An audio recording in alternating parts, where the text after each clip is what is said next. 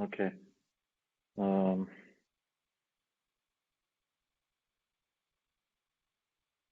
It's very poor.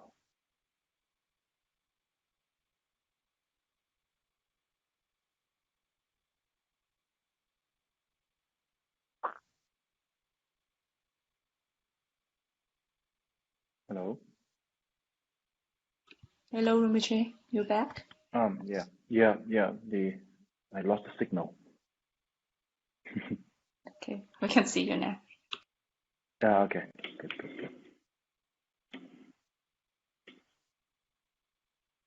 Okay. That's better. Yeah. Signal's improved now. Okay. Yeah. Good morning to everyone, and Happy New Year to everyone. So this is the it is the start of a new year. So just like every new morning, new day, the start of a new year. So a new year is like a milestone. It marks a certain stage in our life. So, like, what sort of milestone, what sort of stage that we want to make it of, that is entirely up to ourselves, up to us. And one thing is sure, that we were able to survive until now, and especially we were able to survive during the COVID-19, the 2020, which has been a turbulent year for everyone. And all of us listening to the Dharma talk, engaging in this Dharma talk today, are able to survive that. And for that, we should be very grateful to the Triple Gem and to our own past life's karma, that we were able to withstand all these obstacles. And then due to the blessings of our gurus, our spiritual masters, and the Triple Gem, due to the Buddha Dharma, we were able to start a new year and a new beginning.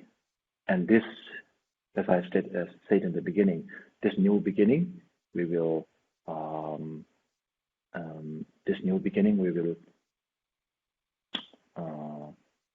put into use for development of our own spiritual practices, and as well as the external world, inner development of the inner world and the external world.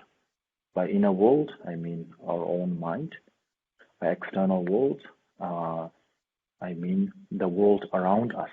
So when we transform and change our own mind for the better, then the world that revolves around us is all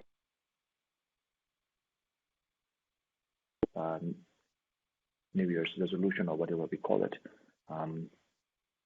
So this new year, we will use it for the betterment of ourselves,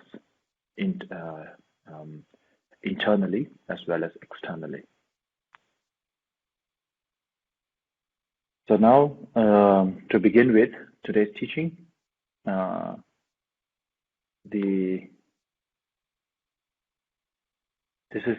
teaching is known as the 10 mistakes, the 10 confusions or 10 mistakes of the practitioner.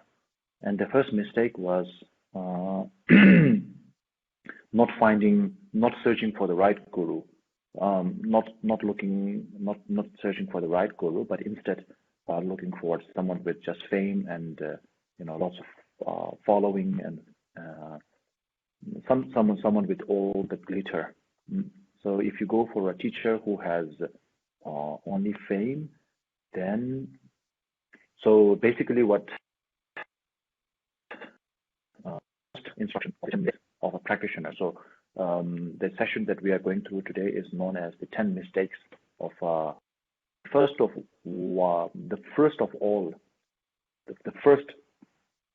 of the 10 mistakes of a practitioner is that not finding a right guru. So if you go for a guru that is, if you only go for the fame, then this will not do us any good. So the guru may be a reliable guru. The guru may or may not be a reliable one, even though whether the guru is famous or not. But if you go to look after that guru just because that guru is famous, then this may backfire. It may not work well for you. So you have to find a guru that actually helps to enhance your own practices.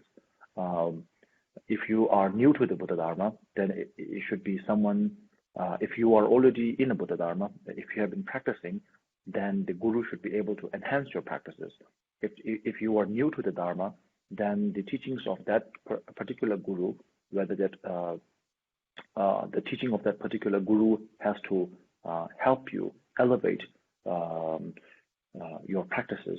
Or if you're new to the Buddha Dharma, if you are new to the Dharma, then the teaching of that guru should be able to pacify your turbulent mind, your violent mind, turbulent mind.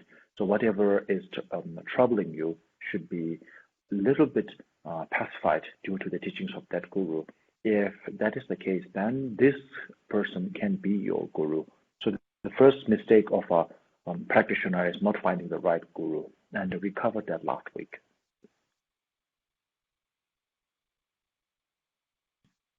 And okay. Now, after finding the right guru, so the guru may be expert in a number of teachings. So one should not.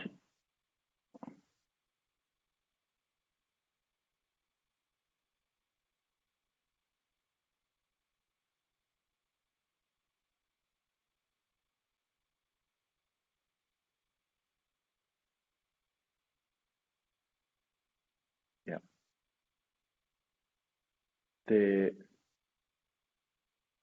The guru may be expert in a number of teachings, but one should not go for any teachings just yet. One should go for finding the teaching, following the teaching, the traditional way, the gradual way. From similarly, just like when you attend a class, you would attend from the class 1, 2, 3, 4, 5, and gradually upgrade from there. Similarly, when you do the Dharma practices, one should start from the very basic, the foundation. And if you do not have a firm foundation, then all the spiritual building blocks that you set up later will also crumble. Then number 4 is as a practitioner, one should learn to live in the moment. Whatever good thing comes, one should enjoy it and then go on. Do not get attached to it. Do not get stuck with that. And whatever bad thing comes, one should approach the bad thing, the negative, whatever issue comes to your life. Of course, we have so many issues in our lives. So whatever issues are there, one should tackle the issue right away, and then do not get stuck with that issue. So whether it's a good thing or a bad thing, do not get stuck there. Not getting stuck is the key here. Once you get stuck, whether it's a good thing or a bad thing, it becomes an attachment, and attachment will always drive you down. And this is a baggage that you will have to carry. And whether it's a good thing or a bad thing, once you get stuck to that moment, then it's a baggage. It's an additional baggage, an excess baggage that you will have to carry, and it is not going to bode well for you. So therefore, whatever comes in your life, whether it's a good thing or a bad thing, one must tackle it right away, and then not get stuck with it. That is the key thing here.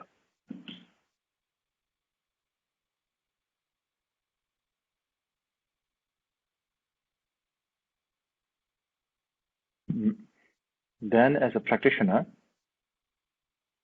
as a practitioner, once you receive the instructions from the guru, one is required to, of course, put into practice the instructions, and one should practice them in solitary, or with you can practice. You can of course practice with other people, but the key here is not so the spiritual development or the spiritual graduation. Let's say spiritual graduation is not like the graduation in worldly affairs, in the outside world. In the outside world, when you, as you graduate, you become more and more knowledgeable in your field. Then you can teach others, and you can, the focus is external. You can become a leader, good teacher. You have a large number of followers and stuff like that. Then you can earn a lot of money and stuff. But in the spiritual field, the aim or the goal is totally different. The perspective here is turned inwards and not outwards. So the practices, the practices that you dwell on after receiving the instructions from your guru, you are supposed to develop yourself internally to graduate internally. So it is not about conquering others, but rather conquering your own turbulent mind. And in this regard,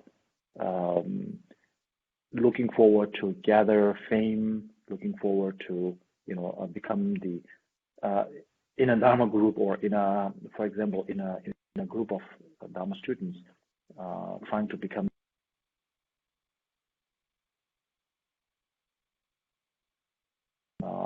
or so on and so forth. That is not the right approach.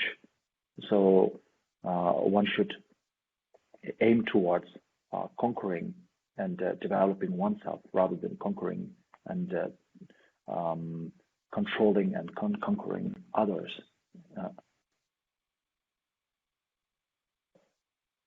So the fifth instruction is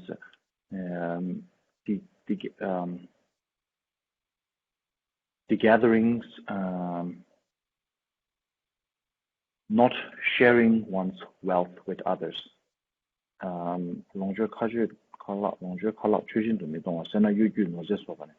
So as a spiritual practitioner, one's the main goal of one's practice is to calm your own turbulent mind, and to do that by focusing on gathering wealth and gathering fame, and all these things are external and worldly affairs. And once you are distracted by those affairs, then it will hinder your practices. So therefore, focusing on these external circumstances will derail you from the spiritual path, and that is something to avoid. Okay.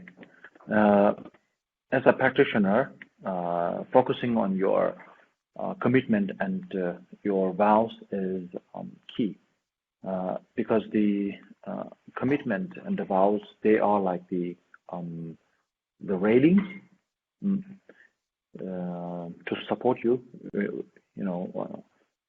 so that you will not fall apart. It's like the wall that will help you, that will help you from falling over. It's like the handrail that when you're walking a stair, there's a handrail so to support that can support you when you're walking up, so that you will not fall down. Similarly, the commitments and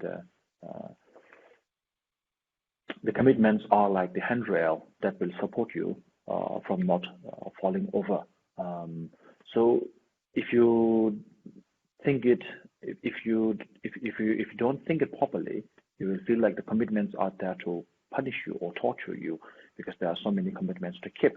But once you keep those commitments, then it will make your practices, it will make it much easier for you to keep your practices. So therefore, it is like a wall. So just like a wall, in order to cross a wall, you may have to climb the wall. So there may be that hindrance, but the wall will actually help your house from wild animals coming into your house and so on and so forth.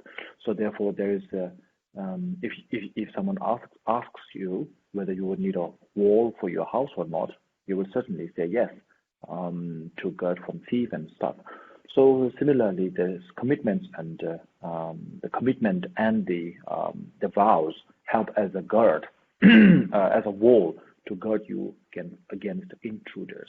And so therefore, that is why, as a practitioner, it is important to keep the commitments and the vows as clearly as one can, as precise one can. So once we are in the spiritual field, what one must do, a mistake that one must not mistake that one must not make. An important factor here is that one should try to find the truth, the reality of all phenomena, the ultimate truth, because it is the ultimate truth, recognizing the ultimate truth, that will liberate us. So if we go for anything else, anything less, this will not be able to liberate us. It may be able to give us a certain temporary benefit, temporary balming effect. It may give you a temporary pleasure, but it will not be able to eradicate all the influences of the afflictive emotions. So for in order to remove all that, one must find the truth, find the reality. And the reality is that all phenomena are empty of having inherent existence. So here the emptiness is the key. So finding, there's a Lord Buddha said that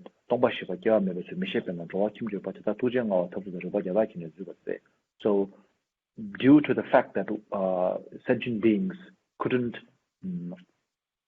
figure out the reality of phenomena, therefore the sentient beings are stuck in samsara, are wandering in samsara, and in order to liberate the sentient beings, in order to make an escape way for the sentient beings from samsara, the Buddha taught the truth of emptiness. So through recognizing or realizing the nature of phenomena, which is that all phenomena are empty of having liberated.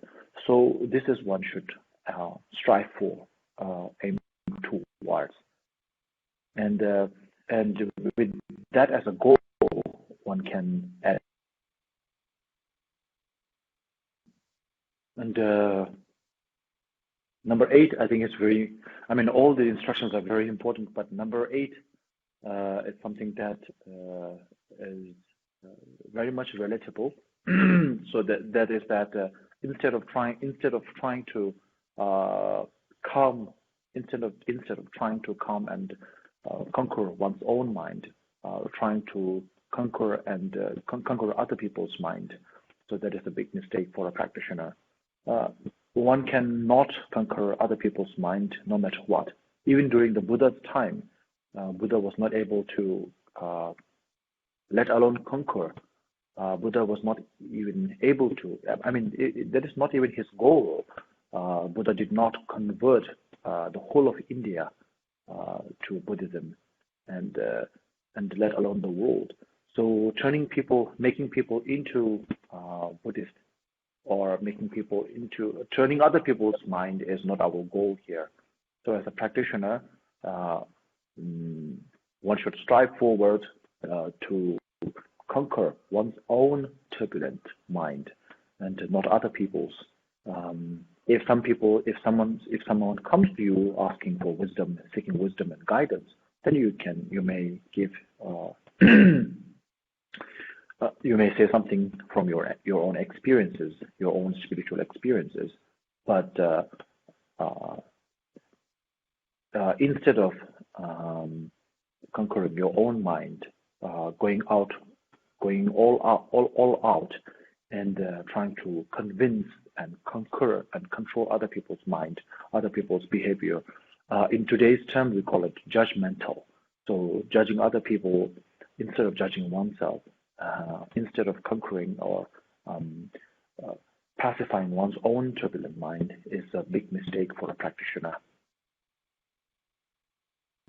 And number 9 is the next instruction is that one should try to develop. We are in terms of developing. We must strive towards developing one's own inner practices. One's inner practices, not the external world. By acquiring more wealth, more houses, more cars, and things like that. Of course, there is the basic necessity. It is. I think we covered that a few weeks back. That one should not live in poverty. That is not the idea. But also, one should not be distracted by all the external glitterer that one forget the main goal. Remember the story about going for a long journey and doing the restroom stops. So the restroom stops are important, but that is not the ultimate goal. The ultimate goal is to reach where you have to, your destination, which is pacification of our turbulent mind, also known as nirvana. And so therefore,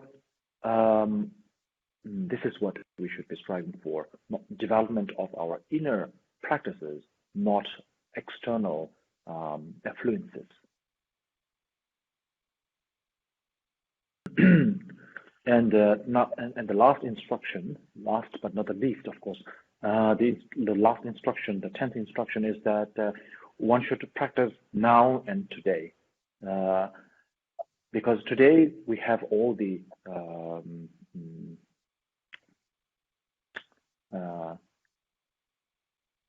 instructions are there, all the teachings are there, and there are so many great teachers are here, and we have the time to practice, even a little bit. We discussed this a few weeks back about practicing 1% each day, or even if you practice 1% each day, by the end of the year it's going to be 365%. But that 1% should be pure, and you should give your all. It should be the totality of all your practices. And so today we have the time, and right now we are doing the practices, and this is what we should be striving for as a practitioner. If we, whenever we have to make time for our practices. The time will not come on its own, and by today we mean right now, because right now is the only time we have, and today is the only day we have, because tomorrow is yet to come and yesterday is already gone. So we only have today, and within today we only have right now, because before right now is already past, and after right now is yet to come. So right now is the only moment that we have. So whatever whatever we have to do, especially in terms of spiritual practices, today and right now is the only time that we have in our hands, in our control, and so therefore we must utilize for our own benefit. Yeah. Okay. So this concludes today's actual teaching of Master Gampopa's instructions of the path to the Supreme Garland, to the path of enlightenment. And now, if you have any questions, Ms. Yen? one question right now, Rinpoche. Please go on. Prostrate to Rinpoche. You said that as a Dharma student, one must start from the basic and build a strong foundation before taking advanced teachings. Can you please explain what are the things we must master or conquer as part of building the basic foundation? Thank you, Rinpoche. Very, very good question. So a number of people like ourselves, most of us, we are practicing Dharma because we live in a world.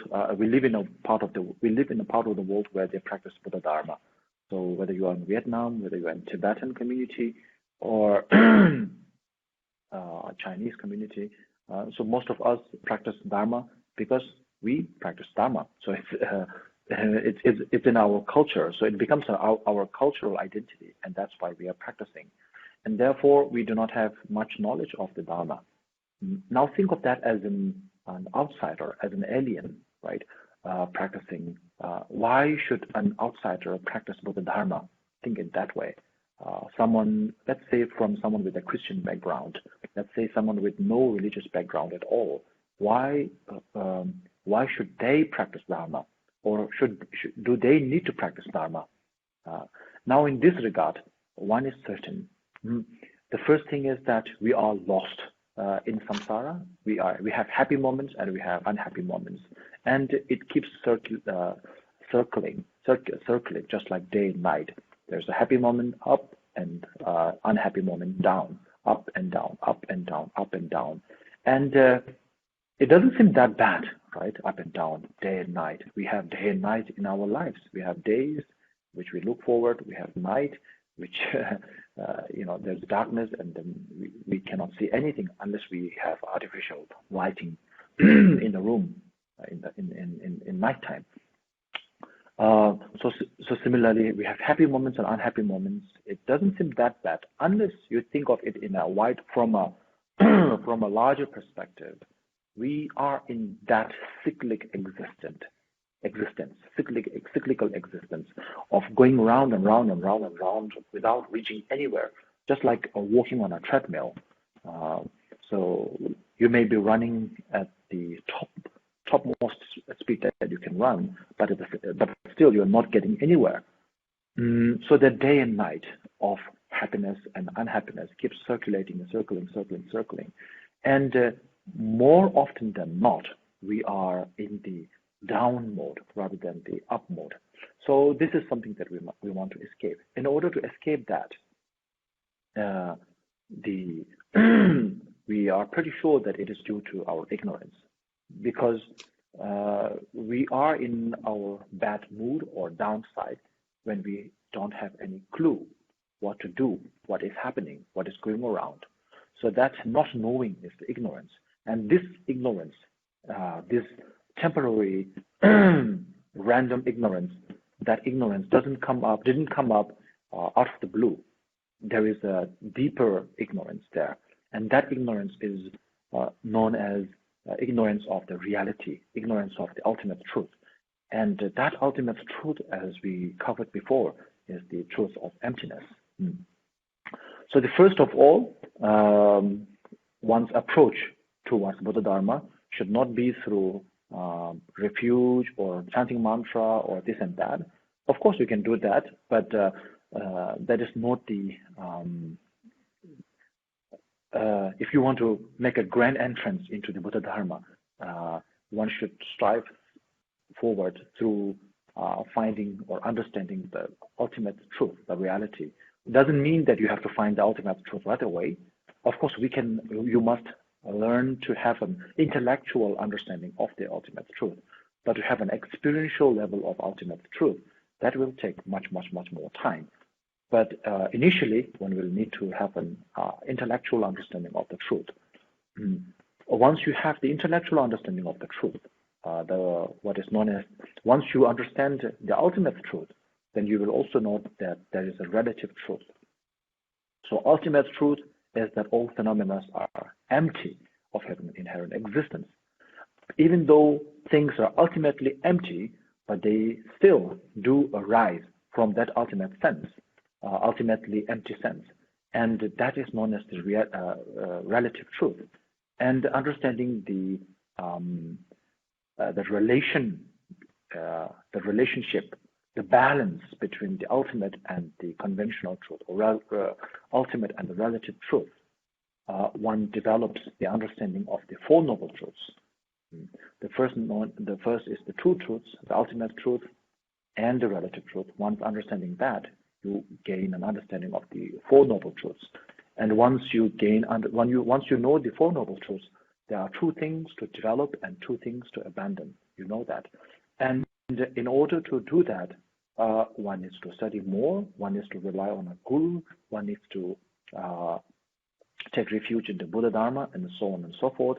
And then once you have that angst, once you have that hunger, that thirst to pursue, to seek the ultimate truth, then and once you are on that path, then things will clear for you gradually as to what next step that you should be taking. And of course, the gradual paths will the gradual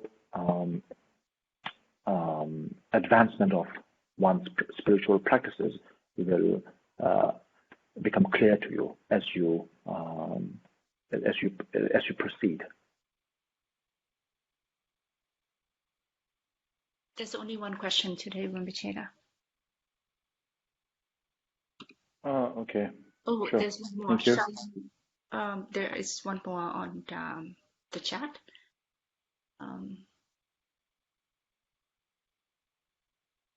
Prostrate. It's not a question. It's sort of like, yeah. I saw that. It's not a question. It's more of a, more of a request. Yeah. Thank you. So no more questions here, right? Right. No more questions, Rinpoche. Okay. All right. So then that concludes today's teaching, I guess. Okay. There's one question from. Okay. There's one question from. Okay. There are two questions actually. Actually, two questions. That's right. Yeah. So I'll read the question from Charlene. Prostrate from Salam. Would you please tell us what is the proper way to rely upon the Guru? Thank you. Vietnamese, please. What's the proper way to rely upon the Guru? Okay. The first is you have to find the right Guru, right? And so it says in the sutras that if it is necessary, one must wait for 12 years to find the right Guru. One can wait for up to 12 years. But in today's time, I think neither the student nor the teacher both have the luxury as well as the leisure and the patience maybe to wait that long. But in any way, one must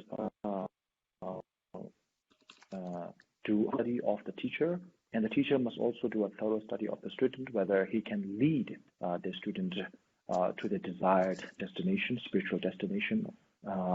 And the same goes with the student, whether the teacher can, not just the teacher is attractive and the teacher is well-spoken and well-behaved in that sense, but whether that teacher can actually make a difference in my, a positive difference, a positive change, bring a positive change into my spiritual practices or not.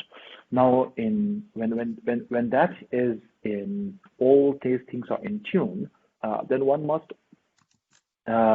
when one is able to find the right Guru, not just a Guru that has a big name, but one is able to find the right Guru. For example, for you to find the right diamond, or maybe let's say the right gemstone, right? To able to find the right gemstone, you need to know how to look at gem, how to properly analyze a gem. If you do not know what a gem looks like, what a diamond looks like, you will not be able to find out. You will not be able to. You will not be able to tell whether what you have found, is the right, is a gem or not, is a diamond or not. So in this regard, one should similarly, to be able to tell whether someone is the right guru or not, you should be able to. When you are able to tell that the person is a right guru, you have already reached a certain stage of understanding. So therefore, it is important. So you will be able to know this and little bit of this and that and much of the Buddha Dharma. And then from this point of view, one can analyze what the guru says. When the guru gives a certain instruction, of course you must follow the guru's instruction, but at the same time, since you have a certain background of the Buddha Dharma, one can analyze whether the guru's teaching does match with the Buddha's teaching in general. If it doesn't, then you can ask questions. You can ask questions to the guru, why this and that. Otherwise, you can follow what the guru says thoroughly. Regarding to your, I'm trying to touch up with the general aspect of the question here, but more specifically, so following a guru, especially in the terms of tantric practices, is that one must follow the guru no matter what the instruction the guru gives. And in order to reach, for that, the person should be your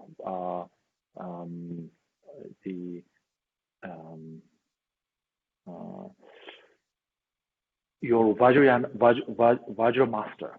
And to have someone as your Vajra master, you must also become a Vajra student. So if you are a Vajra student and the person is your Vajra master, then the connection matches, the sort of the appliances, they match.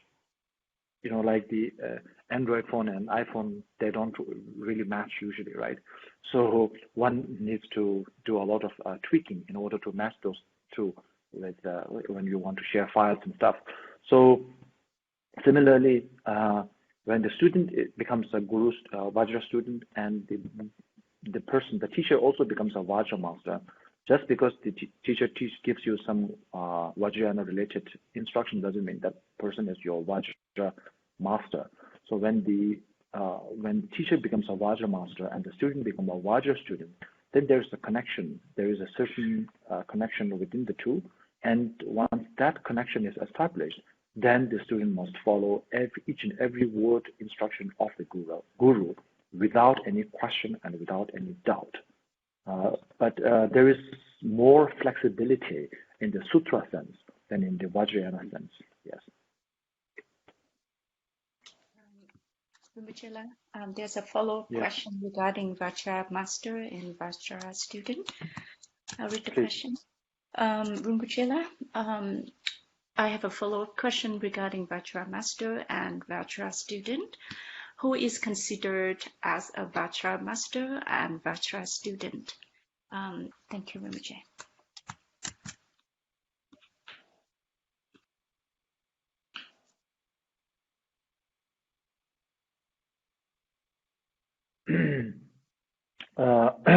So to become a Vajra master, of course, one has to be well versed in the Sutrayana. So Vajra master is a master of the Vajrayana teachings, and the teacher should be able to, of course, must be well versed in the Sutrayana first, the foundational aspect of the Buddha's Dharma. And with that in hand, the teacher should be also have the proper lineage of whatever Vajrayana teaching that he is giving, and also should be a practitioner of that practice he is giving.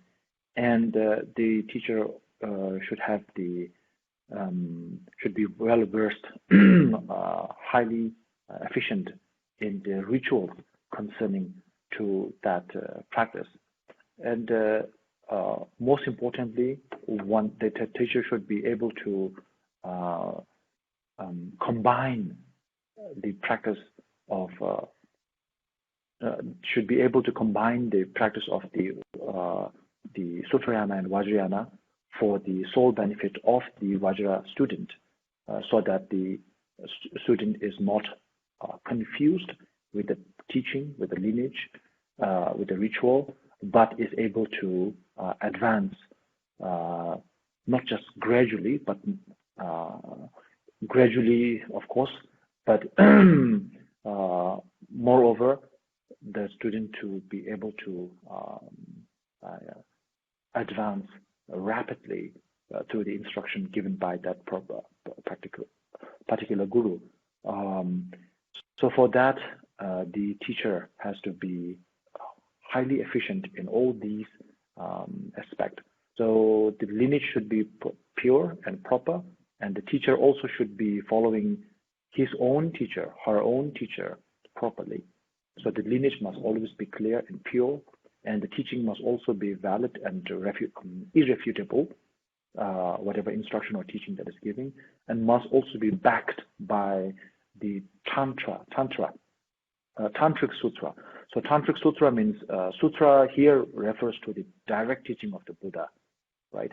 And so by tantric sutra, I mean Vajrayana practices that is directly spoken by the Buddha.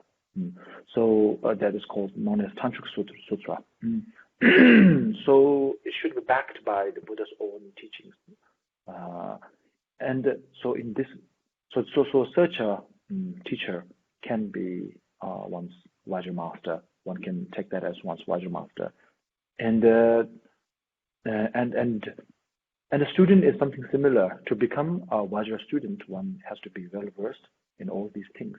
One must be well versed certainly in the Sutrayana, and then one must be well prepared to follow the teacher in whatever instructions that teacher may give. So if in the so there are a lot of things that some of them cannot be said openly. So, but let's just say that what Vajrayana does. Okay, let me just stop here, do a translation, then I will follow up. Okay, so regarding so within the Vajrayana, there are 4 levels, 4 main sort of like general practices, general levels, general stages. So we will not discuss the last one. So okay, let me just tell it this way.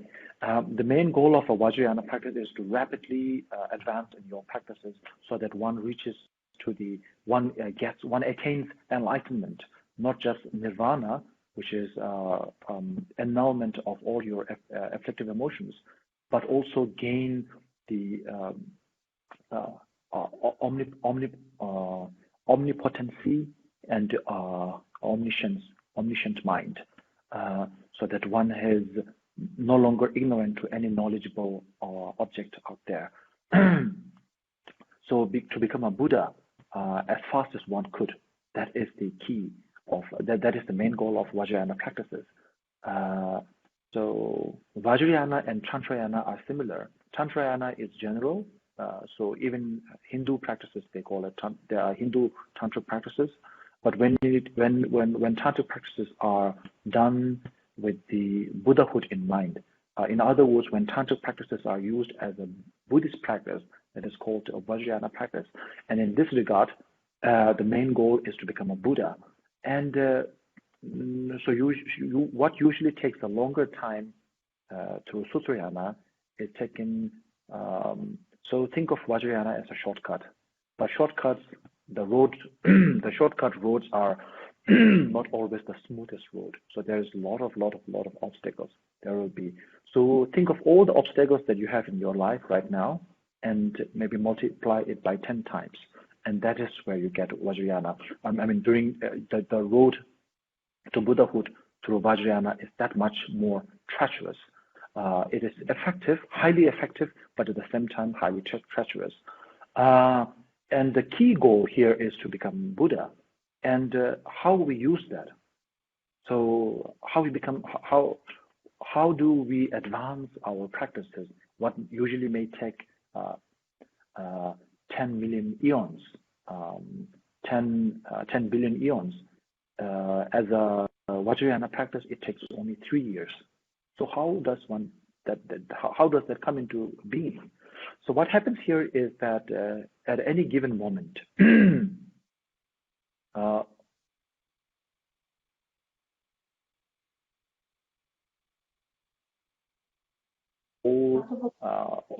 at all times, or do we have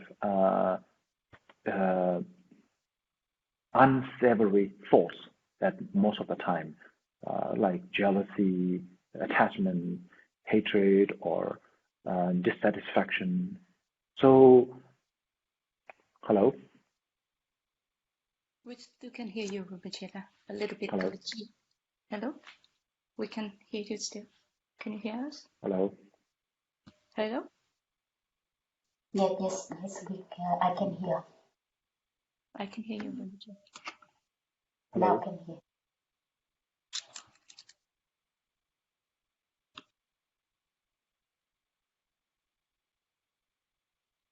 You can hear me? Yes, I can hear you now.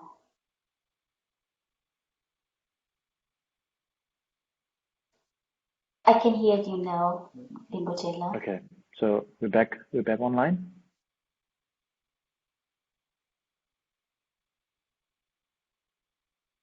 Maybe missing some words, so we can continue, Rinpoche. Okay.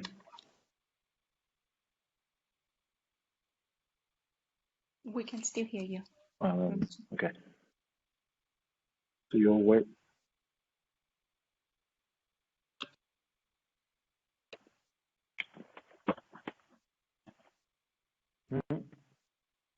Okay. So Vajrayana practices utilizing all the things that you have in plenty. Normally, what we would have thrown out, normally what we would have given, abandoned, what we would have given away, what we would have discarded, is all utilized for our own practices in the Vajrayana.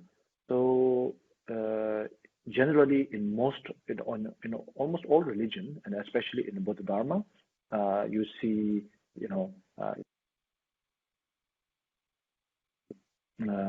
non-violence, peaceful, being cordial to each other. All these things are the key element. But when it comes to Vajrayana, you will see all the Buddhas and the deities appearing in wrathful forms, in unions, and so on and so forth. So, and what all of this signifies is that Vajrayana is using all the negativities that we have within us, and then turning that into a positivity. So, in other words, there is in general Buddha Dharma, we use a word called transformation. So, transforming our negative emotions to our positive emotions. One is not able to literally transform our anger into compassion, but what we do is we nullify the effect of our anger and promote the strength or the qualities, the qualitative strength of our positive emotions, and that is how we usually call transformation. But it's not an actual transformation. We are not literally converting negativity into positivity. What we are doing in the Sutrayana sense is that we downsize the negativity and upsize the positivity. That's what we are doing actually. But in Tantra, there's a word we use is transmutation. So what we are doing is we are not only lowering the negative emotions and upscaling the positive emotions, but we are actually converting the negative emotions into positive emotions. And that is done so through the precise instructions that Guru gives, the Vajra master gives, that is spoken, that is stated in the reliable, valid tantric text that the lineage to which the guru holds.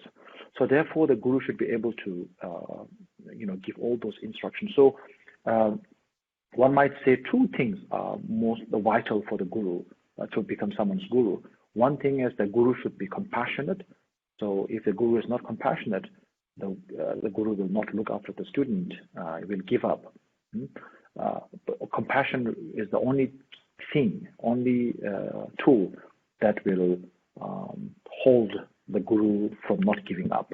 And the second thing is the guru should be knowledgeable in the precise instructions and the right moment to give the instruction to the particular student. And these two are the key. And from the student's side, okay, so someone asked what should be the Vajra student. So from the student's side, the student should be able to rely on the teacher without any doubt. When it comes to Vajrayana practice, doubt is a very big obstacle. So if you have any doubt that your teacher, any doubt into your teacher's instruction, then you will not be able to reap the benefit, the full benefit of the practice. So it sounds, for many people, it sounds a little bit shady, because the teacher may, it sounds very shady, but and that is exactly why one should not jump into Vajrayana practice before one is ready with the foundational practices. And maybe Vajrayana practice is not right for you. It is a great practice, but it is a great practice that is not good for you. The world, but not all of them are good for your health. So that can also be the case.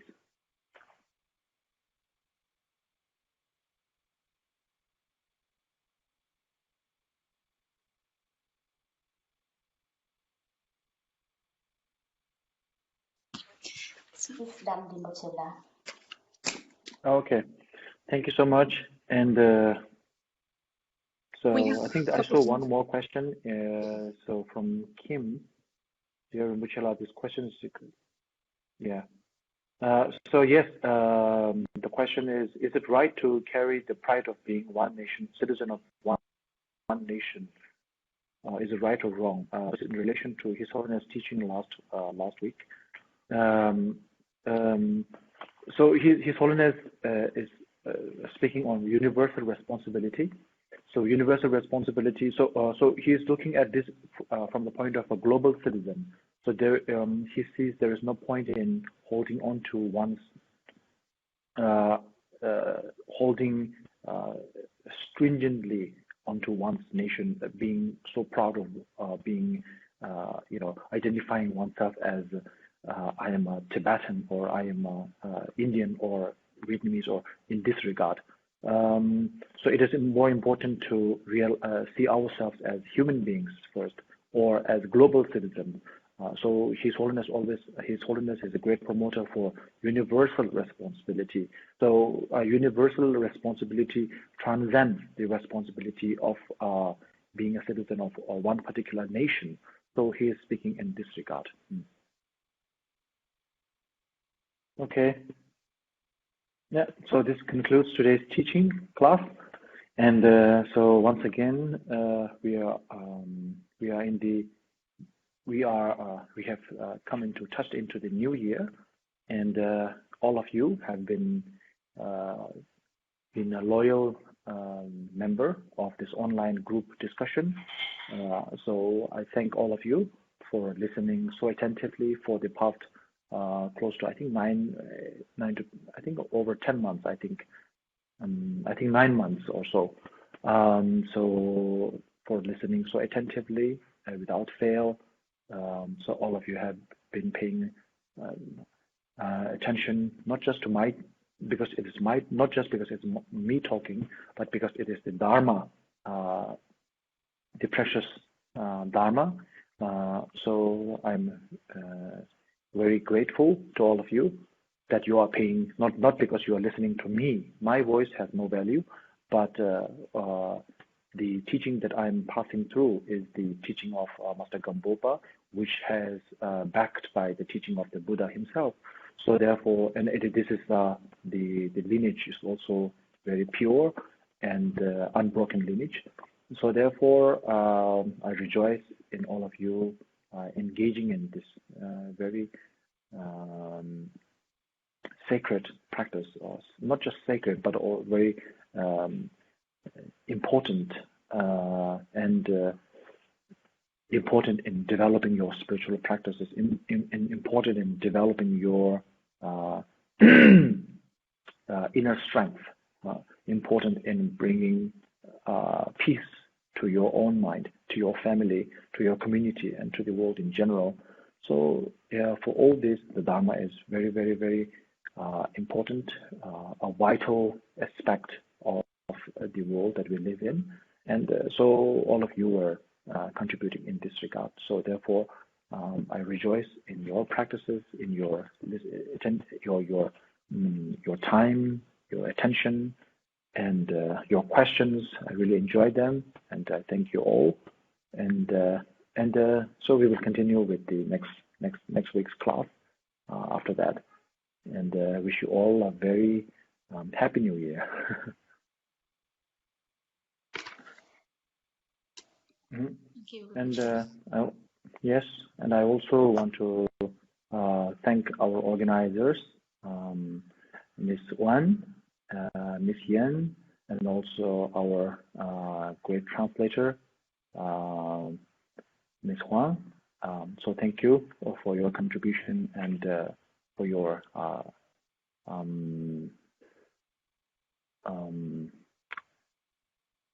contribution and for your skill, for your time, for organizing such a platform, so that this can be Dharma and thank you all. Thank you all of you for doing this. Okay, so now thank you. And let's go to the dedication now, please.